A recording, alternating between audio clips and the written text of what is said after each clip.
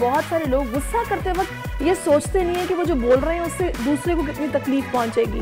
मैं समझता हूँ कि PMLN जो है वो मुकम्मल तैयार है। ये जज्बा यकीनी तौर पर उसमें बहुत पॉजिटिव भी है। किसी तरह ये आखिरी बॉल हो और हम ग्राउंड में जाएं और सही का रेस हो। ईवी पे कन्वर्ट होने के लिए अगर नारा लगाना हो और मैं कहूँ कि ये गो ग्रीन का नारा लगा दूं तो इट्स ओनली अ नारा।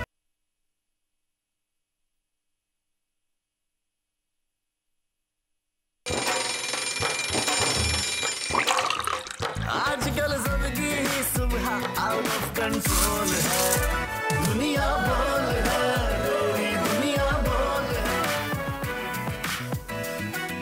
अस्सलाम वालेकुम नाज़रीन, प्रोग्राम में आपको खुशामदीद कहेंगे। मैं हूं आपके साथ सहरिश ज़ुहैब और मेरे साथ मौजूद है फ़हीम खान। और मेरी तरफ से आपको सुबह खैर, गुड मॉर्निंग, जुमा मुबारक। हाँ जी, मेरी यानी से जुम्मा मुबारक, क्योंकि जुम्मे का दिन है तो फिर जुम्मा ही मुबारक होगा। और ये जुम्मा जो है वो सबके लिए मुबारक हो, यही दुआ कीजिएगा। खुसूसी तौर पर फ़लस्तीन को ज़रूर याद रखिएगा अपनी दुआओं में। आज जुम्मे की नमाज के बाद आज की अच्छी बात, कोट ऑफ द डे भी आज हदीस मुबारक है। हुज़ूर अकरम सल्लल्लाहु अलैहि वसल्लम ने फरमाया, जो शख्स ज़बान और शर्मगाह की हिफाजत की ज़मानत दे दे, मैं उसे जन्नत की ज़मानत देता हूँ।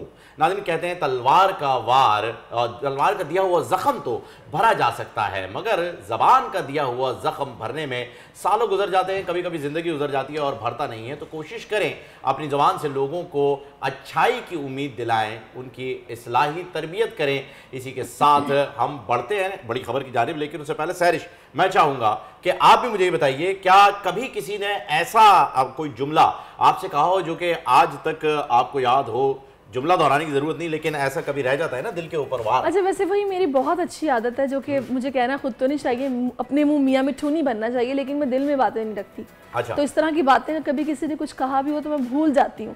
लेकिन एक बात जो कि मैं इस कोट ऑफ द डे के हवाले से कहूँगी कि बहुत सारे लोग गुस्सा करते वक्त ये सोचते नहीं है कि वो जो बोल रहे हैं उससे दूसरे को कितनी तकलीफ पहुँचेगी। तो अगर आप ये थोड़ा सा सोचना शुरू कर देना, कोशिश शुरू करेंगे, तो जब जब गुस्सा आएगा आप एक दफ़ा ज़रूर सोचेंगे कि मैं जो बोल रहा हूँ ये दूसरे को कैसा लगेगा, तो यकीनन आपकी ज़बान से सभी महफूज रहेंगे।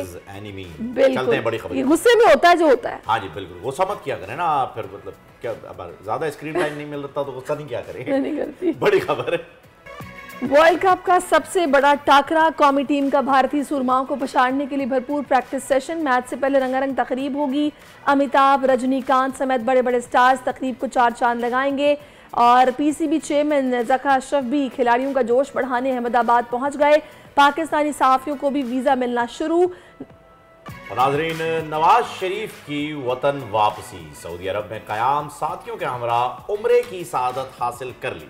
मुस्लिम लीग नून ने मियाँ साहब की वतन वापसी की तैयारियां मुकम्मल कर ली हैं। शहबाज शरीफ ने कहा है 31 अक्टूबर को हड़ताल नहीं, इस्तकबाल होगा।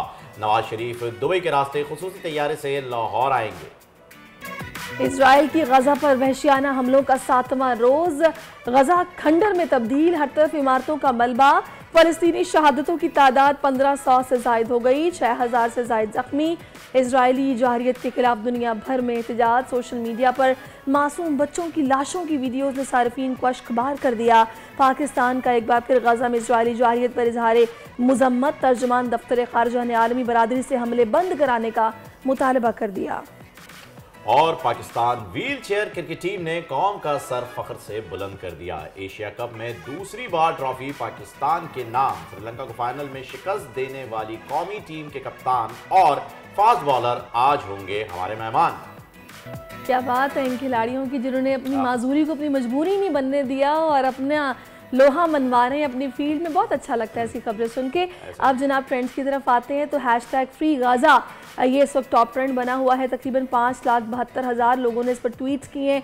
और हमास का ऑपरेशन तूफान अल-अक्सा, इसका 7वां रोज़ जारी है। 1300 इजरायली हलाक हो गए हैं। मरने वालों में 247 इजरायली फौजी भी शामिल हैं। इजरायली वहशियाना बमबारी से गजा खंडर में तब्दील हो गया है, हर तरफ इमारतों का मलबा है। साथ में बच्चों की चीखू पुकार की वीडियोज़ ने सार्फिन को अश्कबार कर दिया है। बड़ी अफसोसनाक सूरत हाल है। और अब यकीन कीजिए कि यहाँ पर वैसे तो इंटरनेट भी बंद है, ना पानी है, ना बिजली है, कुछ भी नहीं है, लेकिन ये हालात और वाक़यात किसी न किसी तरीके से पहुँच रहे हैं हम तक, और बड़ा दुख हो रहा है देखकर। बिल्कुल ऐसा ही है, क्योंकि जर्नलिस्ट जो हैं वो अपना काम कर रहे हैं सहरिश, और वहाँ से जो है वो रिपोर्टिंग भी जारी है इस वॉर सिचुएशन में भी। उसके बावजूद भी बहुत ही ज़्यादा उनके लिए तंग कर दी गई है जगह। और अब इजराइल ने ये ठान ली है कि वो गज़ा पर दबाव डालता रहेगा और अल्लाह ताला जो है वो बस हामी और नासिर हो गज़ा में, फ़लस्तीन में जो हमारे भाई मौजूद हैं उनका। एक और हैशटैग जो है जी गर्दिश में आ चुका है और वो है इंडिया वर्सेस पाकिस्तान। जी हाँ, वर्ल्ड कप का सबसे बड़ा मुकाबला, बल्कि सबसे महंगा मुकाबला भी अगर कहा जाए तो गलत नहीं होगा, क्योंकि 1.8 करोड़ इंडियन रुपीस की सबसे महंगी सीट जो है वो इस मुकाबले में सेल हुई है। पाकिस्तान भी ट्रेंड में, इंडिया और पाकिस्तान दोनों ही जो है वो पाकिस्तान ट्रेंड में शामिल हो चुके हैं। पाक भारत टाकरे में सिर्फ एक रोज बाकी है, जिसके लिए बॉर्डर पार तैयारियां जो हैं वो बड़े जोरों शोर से हो चुकी हैं और काफी सारे लोग जो हैं वो आ रहे हैं इस मैच को देखने के लिए। लेकिन गर्ज ये है कि कोई आए या ना आए, इंडिया और पाकिस्तान की टीमें जब आपस में टकराती हैं तो टेलीविजन बहुत ज़्यादा टूटते हैं, कभी उस साइड के टूट जाते हैं, कभी इस साइड के टूट जाते हैं, पर ये वो मैच होता है जिसे देखते हैं हम सब बड़े ही शौक से, बड़े ही एहतमाम से। अहमदाबाद के वर्ल्ड कप के सबसे फेवरेट मैच को जो है, ये सबसे फेवरेट मैच जो है इसे डिक्लेयर किया गया है सैरिश। और आपको मजे की बात और बताते चलूं कि 1,32,000 का क्राउड होगा स्टेडियम के अंदर जो कि इसे देखने के लिए आ रहा है। साथ साथ यहां से पीसीबी चेयरमैन भी जा रहे हैं और बड़ी बड़ी पर्सनालिटीज जो है वो वहां पर आएंगी। इससे टीम पर दबाव भी जो है वो बन सकता है, दोनों टीमों पर बनेगा, सिर्फ एक पर नहीं। अच्छी खासी तादाद है जो कि फैंस की और शायकीन क्रिकेट की वहाँ पर मौजूद होगी। इसके अलावा जो इंडियन बॉलीवुड स्टार्स हैं वो एक बड़ी तादाद में पहुँच रहे हैं। अच्छी बात है कि जी पाकिस्तानी सहाफ़ियों को भी वीज़े मिलने शुरू हो गए हैं और यहाँ से भी लोग बड़ी तादाद में जाएंगे तो बैलेंस हो जाएगा, वरना अदरवाइज सिर्फ अगर वही लोग होते तो प्रेशर ज़्यादा होता। तीसरे हैशटैग की तरफ आएंगे तो साउथ अफ्रीका इस वक्त टॉप ट्रेंड में शामिल है और वर्ल्ड कप के हवाले से ही ये ट्रेंड में शामिल है। ऑस्ट्रेलिया को साउथ अफ्रीका के हाथों बदतरीन शिकस्त हुई है। 311 रन के जवाब में ऑस्ट्रेलिया की पूरी टीम 170 रन पर ढेर हुई है। अफ्रीकी बल्लेबाज Quinton de Kock man of the match करार पाए हैं और इस ट्रेंड में सारिफीन ने मैच में खराब परफॉर्मेंस पर टीम ऑस्ट्रेलिया से कुछ खफा नजर आए, जबकि दीगर सारिफीन की जानिब से साउथ अफ्रीका को जीत की मुबारकबाद पेश की जा रही है। ट्रेंड में अब तक 75,000 से ज़्यादा सारिफीन ने ट्वीट्स किए हैं। तो ये तो थे जनाब आज के ट्रेंड्स जो कि ज़्यादातर वर्ल्ड कप के हवाले से ही थे, क्योंकि वर्ल्ड कप चल रहा है। अब जनाब आ जाते हैं साहब की बात करेंगे। मियाँ साहब की जो वापसी है आपको पता है वो शुरू हो चुकी है, सफ़र का आगाज़ हो चुका है और मुल्क में सियासी गहमा गहमी का भी उनकी आमद के साथ ही आगाज़ हो जाएगा। तो अभी फ़हीम मियाँ साहब की वापसी में तकरीबन 9 दिन बाकी रह गए। बिल्कुल ऐसा ही है। 21 तारीख जो है उस पर 21 पे जो है वो वापसी हो रही है और सफ़र जो है वो शुरू हो चुका है। उम्रे की सआदत हासिल कर ली है और अब ये तय पा लिया गया है कि स्केड्यूल में कोई तब्दीली जो है वो नहीं आएगी। सऊदी अरब में अभी वो मौजूद हैं और अहम मुलाकातें भी जो है वो कर रहे हैं। एक्सपेक्टेड है कि काफ़ी लोगों से मिलेंगे, इसके बाद वो दुबई जाएंगे, वहाँ पर भी कुछ अहम मुलाकातें होंगी और उसके बाद पाकिस्तान वापसी उनकी मुमकिन होगी। इसी सिलसिले में बात करने के लिए सीनियर रहनुमा मुस्लिम लीग नून अली गौर साहब ने हमें ज्वाइन कर लिया। अस्सलाम वालेकुम sir, welcome to the show. जी वालेकुम अस्सलाम। अच्छा अली साहब ये बताइएगा कि अब तो ये सफ़र जो है वो शुरू हो चुका है और सऊदी अरब में कुछ अहम मुलाकातें भी जो है वो होने जा रही हैं, तो क्या किस नौइयत की मुलाकातें ये हो रही हैं? क्या सऊदी हुक्मरानों के साथ कुछ पुरानी दोस्तियां वाबस्तगी यहाँ काफ़ी अरसा जद्दा में भी गुजारा है, बड़े अच्छे ताल्लुकात भी हैं मियाँ साहब के और उनकी फैमिली के उनके साथ, तो ये ज़ाती नौइयत की मुलाकातें हो रही हैं या कुछ तैयारी करके जिसके बारे में बात चल रही थी कि जी एक इकॉनमी पैकेज जो है वो लेकर के आएंगे प्रॉपर तरीके से? कुछ ज़रा थोड़ी सी डिटेल अगर आपसे मिले। बिस्मिल्लाहिर्रहमानिर्रहीम, सुबह बखैर। देखें बात यह है कि जैसा कि आपके इल्म में है कि सऊदी अरब हमारा वो दोस्त मुल्क है कि जिसने हमेशा से पाकिस्तान के मुश्किल हालात में जो है माशी तौर पर, इखलाकी तौर पर हमेशा सपोर्ट किया है। और अभी भी जो सूरत हाल है आपने देखा है, ख़ास तौर पर कायद मियां नवाज शरीफ साहब से वहाँ की जो लीडरशिप है उनके बड़े अच्छे रिलेशन रहे हैं और जब भी मियां नवाज शरीफ साहब की गवर्नमेंट आई है या जब भी किसी भी सिलसिला में हमारे मुल्क को कोई मदद दरकार हुई है तो हमेशा से सऊदी अरब ने हमेशा से फराख दिली का मुजाहरा किया।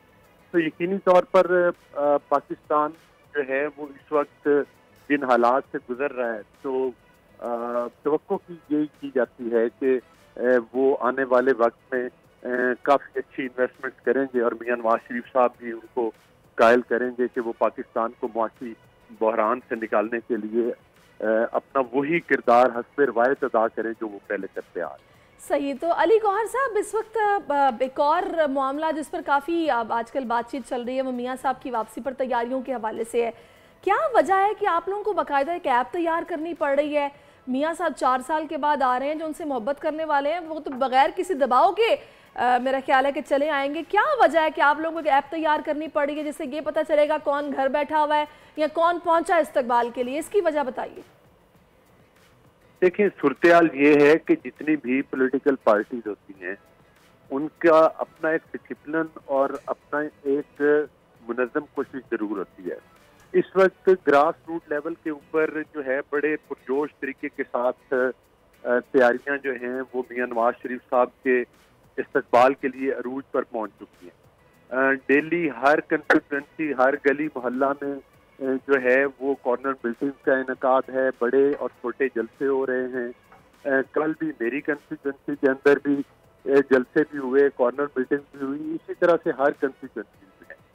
सूरत-ए-हाल ये है कि जो कारकुनान हैं वो बड़े पुरजोश हैं अपने कायद के इस्तकबाल के लिए और वो लाहौर जाना चाहते हैं। जाहिर है कि जिन लोगों के पास अपनी कन्वेंस है, गाड़ियां हैं, वसाइल हैं, वो लोग तो पहुंच पाते हैं, लेकिन जो आम कारकुन है जिसके पास की अपनी कन्वेंस नहीं होती लेकिन वो जाना चाहता है, उसको जलसागाह तक पहुंचाना जो पार्टी की मकामी लीडरशिप होती है उसकी बुनियादी जिम्मेदारी होती है।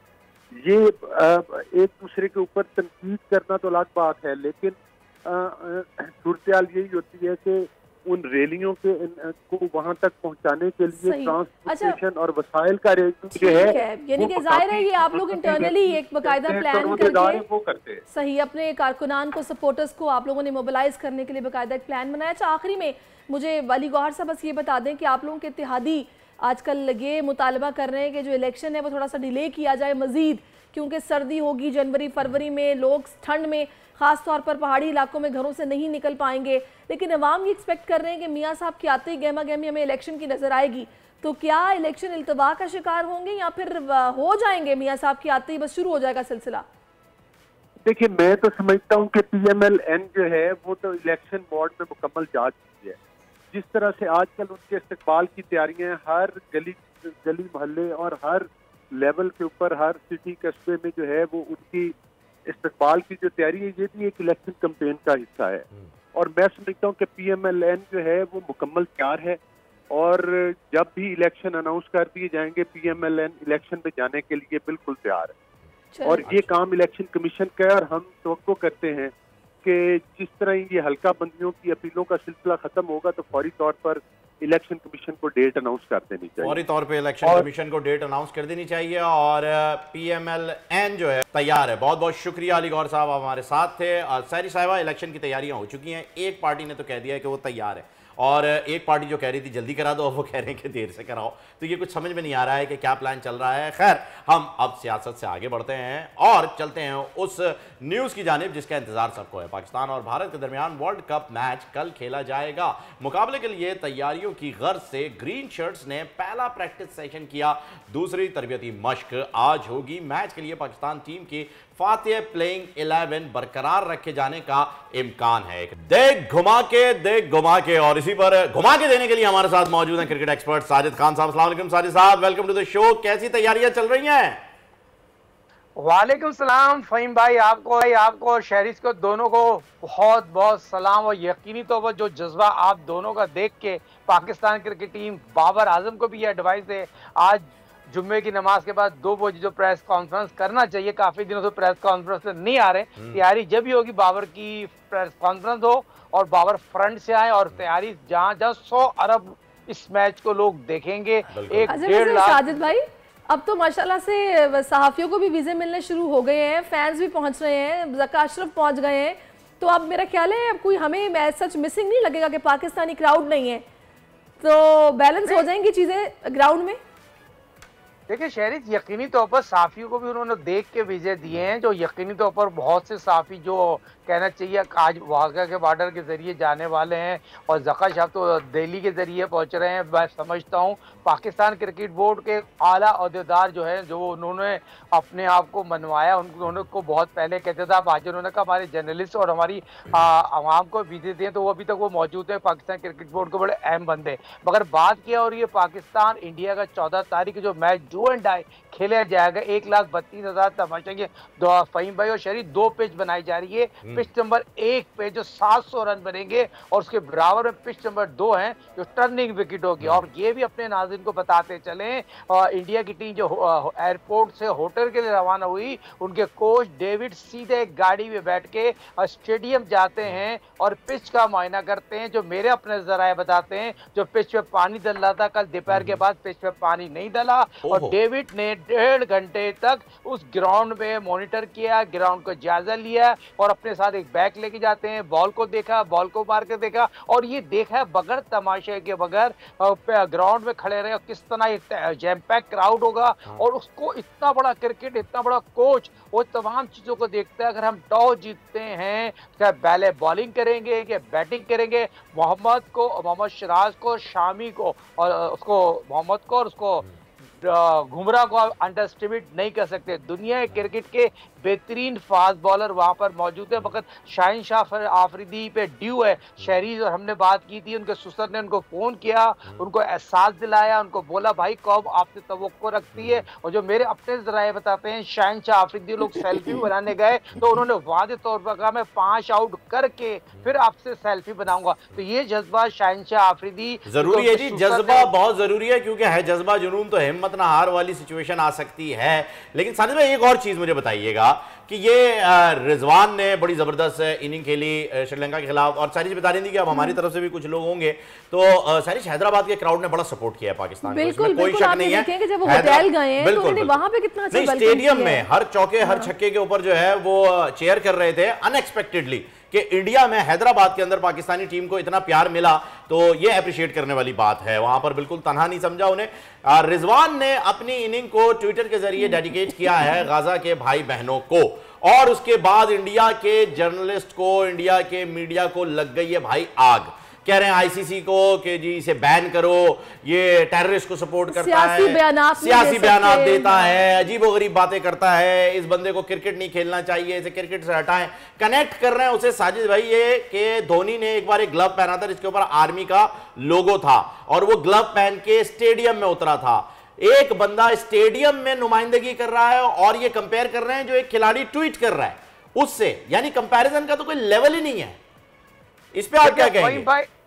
फहीम भाई, शरीफ भाई बहुत इंपॉर्टेंट बात की है उसने। ग्राउंड में कोई ऐसी बात नहीं की, होटल में जाके उसने ट्वीट किया और मैं यहाँ पर आपके इस प्लेटफॉर्म के तवज्जुह पे इंडिया के खिलाफ वो सेंचुरी बनाए, दोबारा वही बात को रिप्लाई करे और यही उनको मुंह की खानी पड़ जाएगी। और ये जज्बा यकीनी तौर पर उसने बहुत पॉजिटिव दिया है और उसने जाकर आईसीसी को पूरे उन्होंने दरवाजे ठटका दिए। आईसीसी को चला रहे 95% वो पैसा लगाते हैं, उन्होंने तो पूरी दौड़ तोड़ लगा दी, किसी तरह रिजवान को भी उसकी हमारी जो जर्नलिस्ट की तरह डिपोर्ट कर दे, मगर इसका उसका कोई ताल्लुक ही नहीं। आईसीसी ने क्लियर कट बता दिया है और तमाम उन चीज से क्लियर है रिजवान और मोहम्मद रिजवान जो इस चीज को देखने चाहिए। उसका जज्बा देखें आप, उसने पाकिस्तान का नाम रोशन किया as a cricketer, as a सफीर। तो ये चीज का जज्बा तमाम पाकिस्तान के 11 खिलाड़ी को होना चाहिए। और ये चीज बताते चलूं इस प्रोग्राम के तवज्जुह से, आईसीसी तो वर्ल्ड कप करा रहा है, जैसे फहीम भाई शहरी हम बात करते हैं, पिच तो वही ग्राउंड में बना रहे हैं। ऐसा रूल वैसे आईसीसी का है कि अगर आप कुछ अच्छा प्ले करते हैं और उसके बाद अगर आप प्लेयर ऑफ द मैच भी करार पाए और उसके बाद आपको पता है बुलाया जाता है कैप्टन को भी, प्लेयर्स को भी, उनसे एक टॉक होती है, मीडिया टॉक,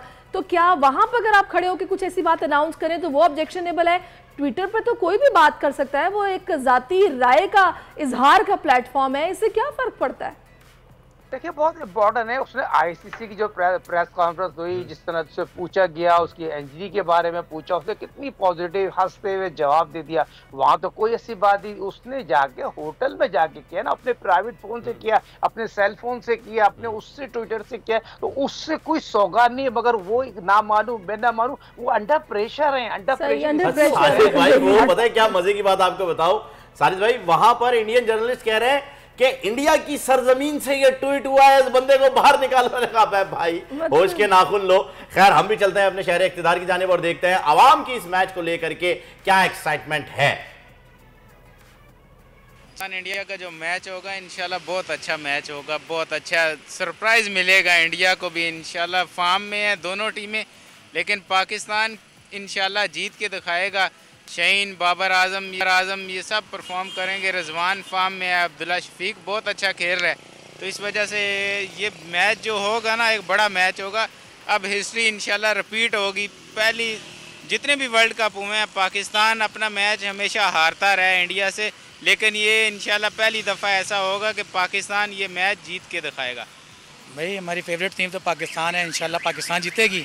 हमें पूरी उम्मीद है कि पहले भी उसने मैच जीते हैं, भारत को शिकस्त दी है और अभी भी भारत को शिकस्त देगी इंशाल्लाह ताला हमारी टीम। जैसे पहले पाकिस्तान और इंडिया का मैच हुआ था तो कप्तान बाबर आजम साहब थे, उनको हमने देखा कि 10 ओवर में जो है ना वो हिम्मत हार गए थे और उन्होंने फाइट ही नहीं की। तो क्रिकेट जो है वो बाई चांस है, तो फाइट करनी चाहिए, अच्छा खेलना चाहिए। ये जो है ना आखिरी ओवर तक इसकी फ़ाइट करनी चाहिए। तो मेरा मशवरा है कि जिस तरह लास्ट टाइम इन्होंने हिम्मत शुरू से ही हार दी थी, तो फाइट करें, इंशाल्लाह पाकिस्तान जीतेगा। मैं ये कहना चाहूँगा कि पाकिस्तान ही जीतेगा और पिछले मैच में उन्होंने अच्छी परफॉर्मेंस दी है, इसमें भी देंगे इंशाल्लाह। अच्छा, पाकिस्तान जीत के मैंने जैसे कि बॉक्स सुने हैं, ये जो गुफ्तगू हुई है बड़ी ज़बरदस्त जोश भी नज़र आ रहा है और उम्मीदें भी हैं हमारे क्रिकेट लवर्स की टीम के साथ। साजिद साहब मैं आपसे ये पूछना चाहूँगी, मुझे ये बताइएगा कि जैसा कि हमने देखा मैच में, पिछले मैच की बात कर लेते हैं कि बाबर उस तरह से परफॉर्म नहीं कर पाए, 8-10 रन उनके थे बस, उसके बाद वो आउट हो गए। लेकिन उसके बाद जब कैप्टन खुद परफॉर्म ना कर पाए और ड्रेसिंग रूम में जाके अपने दीगर प्लेयर्स को किसी भी तरह की वो इंस्ट्रक्शंस देता है, तो डोंट यू थिंक सो कि वो बेचारा खुद, कहने वाले तो ये भी कह सकते हैं कि भाई आप खुद क्या कर रहे हैं। क्या माहौल होता है जब आपकी अपनी परफॉर्मेंस ठीक ना हो, आप पे प्रेशर भी हो कि आप एज अ कैप्टन भी काम कर रहे हैं और फिर आप जवाबदेह भी हैं। देखिए शहरीज फ़हीम यकीनी तौर पर बाबर कोई आम प्लेयर तो नहीं है, तीनों फॉर्मेट कैप्टन है, 12,000 रन बनाए, वर्ल्ड के बेहतरीन ओडीआई के प्लेयर हैं। ऐसी कोई बात नहीं है, एक अच्छी इनिंग की जरूरत है। अगर रोहित शर्मा ने कप्तान इनिंग खेले तो मैं तवक्को रखूंगा इंडिया के खिलाफ बाबर इसी तरह की इनिंग खेलें और पाकिस्तान उन पर डिपेंड करती है टीम और यहाँ पर बहुत इंपॉर्टेंट रोल प्ले करेंगे। और अब आज जो 2 बजे प्रेस कॉन्फ्रेंस होगी, पहले तो कोच को भेजते थे, बॉलिंग कोच को भेजते थे, हेड कोच को भेजते थे, आज मेरे अपने जराए बताते हैं बाबर खुद प्रेस कॉन्फ्रेंस में आएंगे तो उनकी बातों से अंदाजा हो जाएगा कितने कॉन्फिडेंट है। टीम तो बहुत ज्यादा कॉन्फिडेंस है, जिस फील्डिंग पे बहुत तवज्जो दी गई है, खास तौर पे जो बॉलिंग शोभा, स्पिन और फास्ट बॉलिंग, जो शॉर्ट ऑफ लेंथ बॉलिंग कर रहे थे उस पर बहुत काम किया, 3 घंटे प्रैक्टिस की है जिस तरह कल पाकिस्तान क्रिकेट टीम ने। तो मैं ये समझता हूँ शहरीज और फ़हीम भाई यहाँ पर सऊद शकील का बहुत इंपॉर्टेंट होगा, अब्दुल्ला शफीक का बड़ा अहम रोल होगा, टर्निंग पॉइंट पाकिस्तान के सुपरस्टार बन के सामने आएंगे। रिजवान तो आउटस्टैंडिंग क्रिकेट खेला, मगर बॉलिंग में शाहिनशाह आफरीदी, हारिस की बात करूंगा, हसन की बात करूंगा, शदाब और नवाज सबको 100% देना पड़ेगा साजिद भाई, सबको 100% जो है वो परफॉर्म करना पड़ेगा। इस बार किसी का कोई एक्सक्यूज काम नहीं करेगा क्योंकि मुकाबला इस मर्तबा रिवायती हरीफ से है और दुआ ये है कि जो एक हमारे साथ टैबू चलता आ रहा है वर्ल्ड कप में हारने का, ये खत्म हो जाए। Thank you so much Sajid भाई, आप हमारे साथ थे। ये तो बता दें आप दोनों इस मैच को कहाँ देख रहे हैं? आप कहते हैं इस मैच के लिए एंजॉय करिए 100 अरब तो मैच देख रहे हैं पूरी दुनिया में, अगर आप जैसे दोनों सेलिब्रिटी है कहाँ इस मैच को एंजॉय करेंगे? सर हम तो ऑफिस में, यहाँ से हमारी ट्रांसमिशन चलेगी, खेल का जुनून चलता रहेगा और हमारी कोशिश होगी कि बॉल टू बॉल जो है वो नाजरीन के साथ दें। अब देखें हमारा तो मसला यही है ना कि हम फंस जाते हैं, हम मैच को उस तरीके से एंजॉय नहीं कर पाते ट्रांसमिशन की वजह से, लेकिन आप सबकी मोहब्बतें हैं जिसकी वजह से हमें साथ रहना है, तो ट्रांसमिशन भी चलेगी, मैच भी चलेगा और इंशाल्लाह जीत का जश्न आप और हम कल रात को मनाएंगे 11 बजे यही बोल न्यूज की स्क्रीन के ऊपर। साजिद भाई की एक्शन देख लेना आप। चले जी, बहुत शुक्रिया, साथ देख लेते हैं नाज़रीन, ब्रेक के बाद वापस आते हैं, आप हमारे साथ रहिए। आजकल जिंदगी सुबह आउट ऑफ कंट्रोल है, दुनिया बोल है, दुनिया बोल है। वेलकम बैक नाजरीन। और अब पहले हमने बात की थी कौमी क्रिकेट टीम की और जो नेशनल टीम है, अब गुज़िश्ता दिनों wheelchair cricket T20 Asia cup में पाकिस्तान ने श्रीलंका को हराकर फाइनल ट्रॉफी अपने नाम कर ली। अब इनकी बात करते हैं तो नेपाल के दारुल हुकूमत काठमांडू में होने वाले इस इवेंट में पाकिस्तान शरीक मेज़बान भी था। जी नाजरीन, और इसी सिलसिले में हमारी टीम के हीरोज जो हैं वो हमारे साथ हैं। टीम के कप्तान मोहम्मद ज़ीशान और फास्ट बॉलर मोहम्मद फयाज ने हमें ज्वाइन कर लिया है। अस्सलाम वालेकुम भाई, सबसे पहले तो आप दोनों को बहुत बहुत मुबारक हो कि आप जो है ये एशिया कप जीत कर लाए हैं। कैसा फील कर रहे हैं? वालेकुम अस्सलाम, बहुत शुक्रिया। सबसे पहले तो आपने शो में इनवाइट किया और यकीनी तौर पे बहुत जज्बाती इस वक्त मौका है और अल्हम्दुलिल्लाह सेकंड टाइम जो है लगातार दूसरी मरतबा एशिया कप जो है वो अपने नाम किया। पाकिस्तान का परचम एक मरतबा फिर बाल में सर बुलंद किया और सबसे बड़ा एजाज ये हासिल किया कि अब पाकिस्तान व्हीलचेयर क्रिकेट टीम हमारी मुल्क की नहीं एशिया की वाहिद टीम है जो जितनी भी इस वक्त कम्युनिटी क्रिकेट या मेंस क्रिकेट वुमेन्स क्रिकेट हो रही है उसमें अभी तक कोई भी जो है टीम ऐसी नहीं रही है जो लगातार 2 मरतबा एशियन चैंपियन बनी है। क्या बात है, जबरदस्त। सर फयाज भी हमारे साथ हैं। फयाज, आपके क्या तासुरात हैं, कैसा महसूस कर रहे हैं कि दूसरी बार माशाल्लाह से आप लोग जीत कर आए हैं, आप लोगों ने पाकिस्तान का नाम रोशन किया है, क्या फीलिंग्स है? जी, सबसे पहले आपका बहुत शुक्रिया कि आपने प्रोग्राम में मदद किया है। बिल्कुल फीलिंग्स तो एक नो डाउट ऐसी हैं जो वर्ड्स में बयान करना बहुत मुश्किल है और जिस तरीके से एशिया कप का टू इवेंट था, लास्ट टाइम भी हमने जीता और अपने टाइटल को डिफेंड करना बहुत प्रेशर था और इसके पीछे जितनी मेहनत और पीडब्ल्यूसीसी का जितना हाथ है, प्लेयर्स को एक साथ लेके चलना, पूरी बाइंडिंग के साथ प्लेयर्स को इतने जल करके चलना कि आज जो टाइटल है हमने पाकिस्तान का नाम किया और दूसरी बार एशियन चैंपियन बने हैं। नो डाउट ये फीलिंग जो है ये हम बयान नहीं कर सकते वर्ड्स में। बिल्कुल क्या बात है जी, बेहतरीन, ज़बरदस्त। अच्छा ज़ीशान साहब, मुझे ये बताइएगा कि ज़रा मैच के मूवमेंट्स की बात करते हैं, ये जो विनिंग मूवमेंट्स थे इसका ज़रा हाल तो सुनाइए, क्या उस वक्त सिचुएशन थी क्या, क्योंकि मैच जो है वो हम फॉलो नहीं कर सके थे, तो ज़रा हमें विनिंग मूवमेंट्स के बारे में बताइए। बिल्कुल ऐसे ही है, 5 टीमों ने शिरकत की थी और हमारा पहला मैच श्रीलंका से था जो बारिश की वजह से महदूद ओवर्स का हो गया और अनफॉर्चुनेटली वो मैच हम लूज कर गए। उसके बाद हमारे पास कोई ऑप्शन नहीं था कि हम तमाम टीमों से मैचेस जीतें और फाइनल पॉइंट्स टेबल में टॉप पर आए। तो फिर हमने नेपाल, इंडिया, श्रीलंका को बीट किया ग्रुप मैचेस में और सबसे बड़ी बात यह कि जब हमने इंडिया को हराया तो इंडिया को हराने के साथ साथ हमने इतने बड़े मार्जिन से हराया कि वो इवेंट से ही बाहर हो गए एशिया कप से और फाइनल में फिर श्रीलंका जगह बना ली और यकीनी तौर पे इंडिया वाला मैच जो है वो तो हम कभी भूल ही नहीं सकते जिस तरह के। और जो विनिंग मोमेंट्स हैं जब बिल्कुल जीत के करीब थे, जो हमारे बाहर हमारे ड्रेसिंग रूम में हमारे प्लेयर्स थे, हमारे कोच, सब लोग, मैनेजमेंट टीम सब बस इस इंतजार में थी कि बस किसी तरह ये आखिरी बॉल हो और हम ग्राउंड में जाएं और सजदा रेज हो और शुक्र अदा करें अल्लाह पाक ने इतनी इज्जत दी और अपने मुल्क के लिए हम कुछ कर सके। व्हीलचेयर पे बैठे हुए ये हमारे 15 साथी जो पाकिस्तान में हजारों लाखों लोगों की जो पर्सन विद डिसेबिलिटीज हैं उनकी नुमाइंदगी कर रहे हैं और मुल्क का नाम रोशन कर रहे हैं। सही, बिल्कुल सही कहा आपने, बहुत ज़बरदस्त। अच्छा फयाज, मुझे आप बताइएगा आपका रुझान कब पैदा हुआ क्रिकेट की तरफ, ये शौक किसको देखकर पैदा हुआ, आपका फेवरेट प्लेयर कौन सा था, किस तरह आपने सोचा कि भाई मैंने खेलनी है तो क्रिकेट ही खेलनी है? जी, क्रिकेट का शौक पाकिस्तान में आप बेहतर समझते हैं कि हर बंदे को ये है और हमें भी पर्सनल होने के बावजूद हमें भी शौक था, लेकिन ये था कि कुछ प्लेटफॉर्म मिल रहा था, जैसे पीडब्ल्यूसीसी का पाकिस्तान क्रिकेट काउंसिल का प्लेटफॉर्म मिला तो ऐसे लगा कि जैसे हमारे दरीना ख्वाहिशात पूरी होने लगी और ऐसे प्लेटफॉर्म ने जिस तरीके से हमें मोटिवेट किया और कुछ अलग कर दिखाने की लगन जो उन्होंने पैदा की वो आपके सामने है बीइंग द पाकिस्तानी। और इन्होंने जब मैं स्टार्ट में ट्रायल देने आया था तो मुझे काफ़ी बॉडी लैंग्वेज मेरी मतलब कोशिश साफ नहीं थी, लेकिन ज़ीशान साहब ने इतना मोटिवेट और मैम रुखसाना ने इतना मोटिवेट किया कि उसके बाद जो नेक्स्ट इवेंट था उसमें वर्ल्ड फास्टेस्ट बॉलर होने का एजाज भी पाकिस्तान के नाम किया। तो ये एक इंडिविजुअल बंदे की नहीं। अच्छा ज़ीशान साहब, आप हमें सुन सकते हैं? जी जी, आई थिंक वो डाउन हुआ है और सैरिश बड़ी कमाल की टीम है जी और 15 खिलाड़ी जो हैं वो व्हील चेयर पर इतने ज़बरदस्त तरीके से मुकाबले करते हुए। और श्रीलंका में हमने देखा था एशिया कप में भी काफ़ी बारिशें हुई थी, तो बिल्कुल उन्होंने दुरुस्त फरमाया है कि पहले मैच में बारिश हो गई जिसकी वजह से वो मैच हार भी गए। और जब बारिश हो जाती है तो फिर ये DLS का जो मसला आता है ना, ये बड़ा खतरनाक आता है जी। ये जो अजीबोगरीब इन्होंने रूल्स बना रखे हैं ना क्रिकेट के, ये पता नहीं किस वजह से बना लिए हैं यार। सीधा सीधा सा मैच है, फिर क्या फ़र्क पड़ता है इस चीज़ से कि कितने ओवर रह गए कितने नहीं, आप थोड़े से टाइम बढ़ा लें। क्या होती है इसकी वजह से हरीश, आपके ख्याल में क्यों इसकी ज़रूरत पेश है? जाहिर है फ़हीम, अब हालात वाक़यात को देखते हुए अगर रूल्स नहीं बनाएंगे तो वो खेल जाहिर है फिर वो डिले में चला जाएगा, अगले दिन उससे अगले दिन उससे अगले दिन।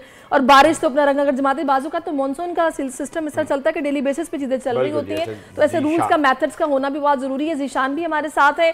अच्छा, मैं ज़ीशान साहब आपसे ये जानना चाहूँगी, हम अपनी कौमी क्रिकेट टीम के हवाले से सुनते हैं जनाब जी फेवरेटिज्म हो गया, पॉलिटिक्स चल रही है, दोस्तियाँ निभाई जा रही हैं।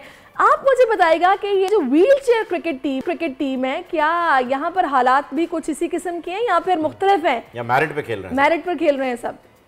नहीं, अल्हम्दुलिल्लाह हम तो प्योरली मेरिट बेस्ड काम कर रहे हैं। इसी वजह से नतीजा आपके सामने कि वी आर अनबीटन और अभी तक कोई हम इंटरनेशनल सीरीज हारे नहीं।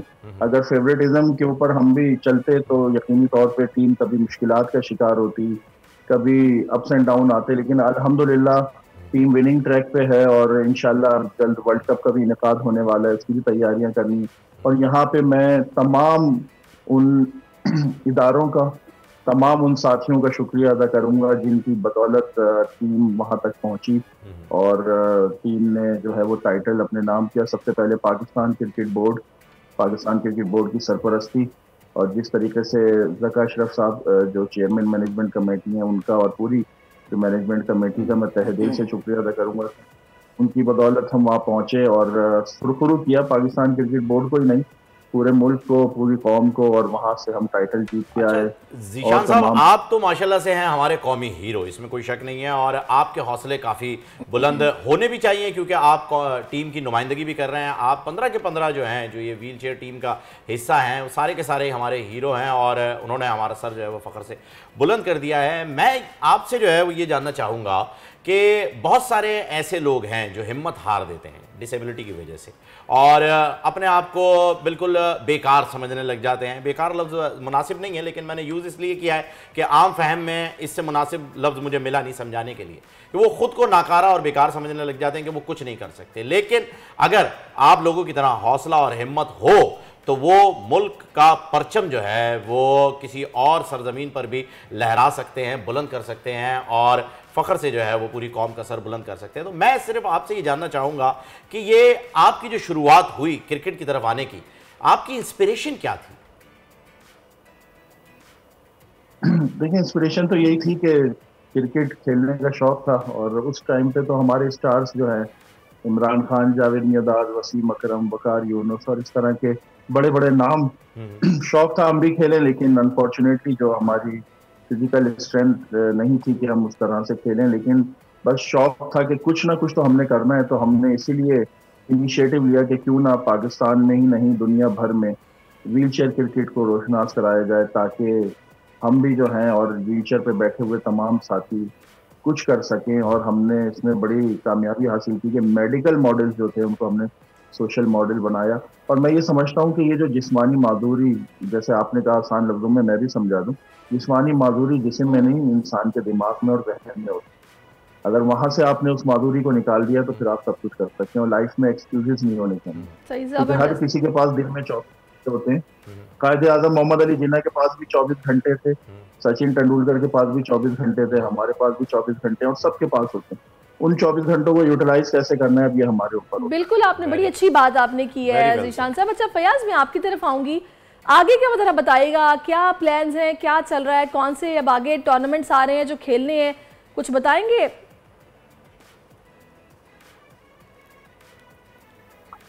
मैं अभी एशिया कप से फाइनल होने के बाद और ये टाइटल विन करने के बाद अभी नेक्स्ट हमारी सीरीज पाक अफगान सीरीज है जो रेडी है और जिसमें पाकिस्तान इसको होस्ट करने जा रहा है। और अभी हमारा फोकस के ऊपर है कि इस सीरीज को भी हम पाकिस्तान के नाम करें और इसी तरह की परफॉर्मेंस जो अभी एशिया कप में दी है और इसी तरह की परफॉर्मेंस वहाँ पे दी है।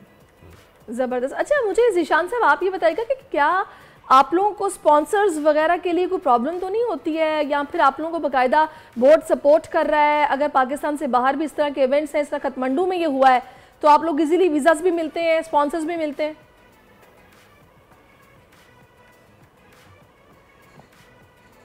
जी बिल्कुल, यहाँ पे मैं आपके तवज्जुह से एक मैसेज देना चाहूंगा कि जो कौमी हीरोज हैं, हम भी कौमी हीरो हैं जो इस वक्त टीम इंडिया में खेल रही है, हमारी उनके लिए भी नेक ख्वाहिशात हैं हमारी कौमी टीम है कि अल्लाह ताला सुरखरू करे और इंडिया से भी वो वर्ल्ड कप वहाँ की सरजमीन से लेके आए, पाकिस्तान टीम और मुल्क का नाम रोशन करे।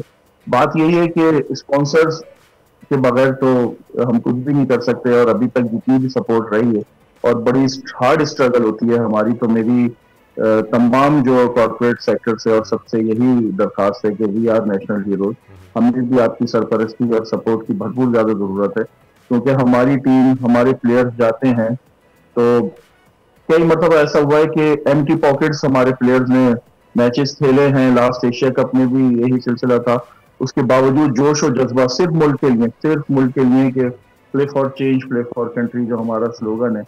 तो मैं यही यहाँ के तवज्जुह से दरखास्त करूंगा कि इस टीम को भी आपकी भरपूर जरूर जी बिल्कुल होना भी चाहिए और जब आप इतनी मेहनत से खेल रहे हैं तो उस मेहनत का जो है वो फल भी जो है मिलना चाहिए। अच्छा ये बताइएगा, इवेंट के बारे में बात करते हैं ज़रा। नेपाल में ये इवेंट हुआ काठमांडू में, किस तरह से जो है वो अरेंजमेंट्स कैसे थे, कैसी मेज़बानी रही, आप लोग सेटिस्फाई थे सारी सर्विसेज के साथ, फैसिलिटीज़ के साथ? क्योंकि अभी जो इंडिया की मेज़बानी है वो तो आपके भी सामने ही है कि क्या माहौल चल रहा है वहाँ। जी बिल्कुल ऐसा ही है क्योंकि पाकिस्तान को होस्टिंग राइट्स जो है international council of wheelchair cricket की तरफ से मिले थे। अनफॉर्चुनेटली यही था हमें खदशा कि इंडिया की व्हीलचेयर क्रिकेट टीम पाकिस्तान नहीं आ सकती है, तो इसीलिए हमने इसको न्यूट्रल वेन्यू, नेपाल जो लॉजिस्टिक के मामले में थोड़ा हमारे लिए बेस्ट था और थोड़ा इकोनॉमिकल भी था, तो इसीलिए हमने एशिया कप को वहाँ शिफ्ट किया और बहुत अच्छे अरेंजमेंट रहे और अल्हम्दुलिल्लाह हमने एक मेज़बानी भी की वहाँ पे और जो हमारा शरीक मेज़बान नेपाल था। और मुश्किलात तो लाजमी बात है, जब इतना बड़ा इवेंट होता है कहीं ना कहीं हर्डल्स तो होती हैं, बैरियर्स भी होते हैं, लेकिन अल्हम्दुलिल्लाह सब कुछ बहुत अच्छे से हुआ और हम लोग मुतमईन भी हैं और सबसे बड़ा तो हम अपनी जीत से मुतमईन हैं कि पाकिस्तान नेपाल से सुरखरू होकर अपने वतन वापस रवाना हो रही है टीम। नहीं, आप बिल्कुल ज़ीशान साहब मुबारकबाद के मुस्तहिक हैं, आप भी मुतमईन हैं, हम भी मुतमईन हैं। एशिया कप की ट्रॉफी पाकिस्तान के नाम हुई है और पाकिस्तानी शाहीनों के हाथों श्रीलंका को जो ये शिकस्त मिली है, इस पर आप लोगों की मेहनत है जिसका फल आपको मिला है, बहुत शुक्रिया। और एक बार फिर से आप दोनों को, फयाज को भी, आपको भी ढेरों मुबारकबाद, आपकी पूरी टीम को ढेरों मुबारकबाद, बहुत शुक्रिया, पूरी कौम को मुबारकबाद। आप 2 मरतबा जो है वो एशिया कप जीत चुके हैं और आज एक बड़ा ही ज़बरदस्त दिन भी है जी। आज की तारीख की अगर मुनासबत से देखा जाए तो शहनशाह कव्वाली उस्ताद नुसरत अली खान साहब की सालगिरह है। नुसरत साहब ने अपने तवील कैरियर के दौरान आरफाना कलाम, गीतों, गज़लों और कव्वालियों से दुनिया को अपना गर्दीदा बना दिया और शायद ये वो वाहिद शख्सियत होंगे सहरिश जिनके गुजर जाने के बाद भी उनके वो कलाम सामने आ रहे हैं जिसके बारे में ना कभी किसी ने सुना ना सोचा, जिसकी बड़ी ही बेहतरीन मिसाल रश्क कमर है जो कि सिर्फ 1984 में एक मरतबा एक प्राइवेट गैदरिंग में यूएसए के अंदर परफॉर्म की गई थी और वो वहां पर सक्सेसफुल नहीं हुई और इतने सालों बाद जब ये रिलीज हुआ तो ये एजाज सिर्फ खान साहब के साथ ही जा सकता है। और मैं आपको बताऊं फ़हीम, ये ऐसे गायक थे कि मेरा ख्याल है कि हर नस्ल इनको पसंद करती है और आगे रहती दुनिया तक इनको ऐसे सुना जाएगा और इनके चाहने वालों की तादाद जो है वो कभी कम नहीं होगी। सहरिश, आपका फेवरेट कलाम बताइए, कौन सा? गजल हो, कव्वाली हो, कोई भी हो, खान साहब के, मतलब खान साहब का नाम आते के साथ ही जहन में पहला क्या आता है? अच्छा, इनका वैसे वो सैड है थोड़ा सा। आपको याद है चूड़ियां फिल्म में इनका गाना था, कौन सा? सुख महीना ले गया। क्या बात है जी, बेहतरीन, खूबसूरत है वो मुझे बहुत अच्छा लगता है। इसके अलावा वो भी है। अच्छा, धुआं ड्रामे का आपको ट्रैक याद है? बोल बताएं। मेरे भी ध्यान से निकल गया, इसलिए आपने ड्रामे का जिक्र किया तो मैंने कहा आपसे। नहीं, चूड़ियां फिल्म थी, उसमें इनका था सुख महीना ले गया, बड़ा वो ना एक सैड सॉन्ग है। मेरा फेवरेट जो है जी, तुम्हें दिल लगी भूल जानी पड़ेगी, मोहब्बत की राहों में आकर तो देखो, क्योंकि जब खान साहब गजल पढ़ते थे ना और कव्वाली को मिला देते थे, वो जो फ्यूजन इन्होंने बनाया वो कमाल था जी, मतलब कमाल, आउट ऑफ द बॉक्स। दुनिया के बड़े बड़े आर्टिस्ट के साथ इन्होंने काम किया। एजाज़ पाकिस्तान के लिए जो है बेतहाशा अवार्ड जो है वो दुनिया भर से इन्होंने हासिल किए। और आपको मज़े की बात बताऊं, जापान में जो है वो एक क्लाइमेट कंट्रोल एक डिपार्टमेंट उनका था, मैं जहन से मेरे उसका नाम निकल रहा है, लेकिन उसकी थ्योरी भी जो है वो चेक की गई थी इनके राग पे, क्योंकि आपको एक मालूम होगा कि एक पुराने ज़माने में तानसेन वगैरह के जो राग थे वो क्लाइमेट पे जो है वो कंट्रोल रखा करते थे, ऐसा हिस्ट्री में बताया जाता है। मैंने सोचा नहीं देख के सुगाता सुख महीना ले गया। अच्छा, आप वहीं थी अभी तक? मैं वहीं थी, मैं भी सुन रही थी।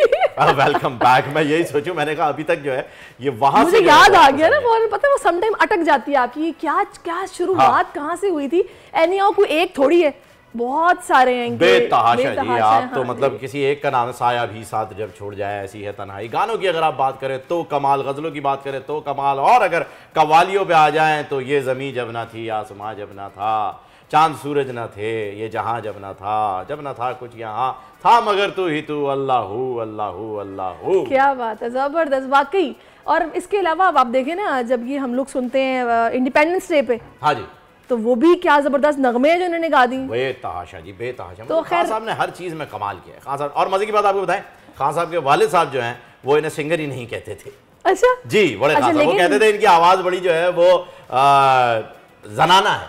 अच्छा जनाना, लेकिन इनसे जो राहत फतेह अली खान साहब ने सीखा है ना, कि मेरा ख्याल है कि पाकिस्तान में उस्ताद साहब के साथ बाद ना वही है जो कि जिनको हम सुनते हैं और एंजॉय करते हैं। कोई शक नहीं, जो मीरास चली आ रही है ना, अगर आप देखें तो वो विरासत जो मिली वो राहत फतेह अली खान साहब को ही मिली है। और देखते हैं आगे कहाँ तक बढ़ती है। फिलहाल हमें प्रोग्राम में आगे बढ़ना है, आगे बढ़े या एक वक्फा ले लें? वक्फे के लिए आगे बढ़ना। बिल्कुल, एक वक्फा ले लेते हैं, वक्फे में फिर से आपकी खिदमत में हाजिर होते हैं। आप हमारे साथ रहिए।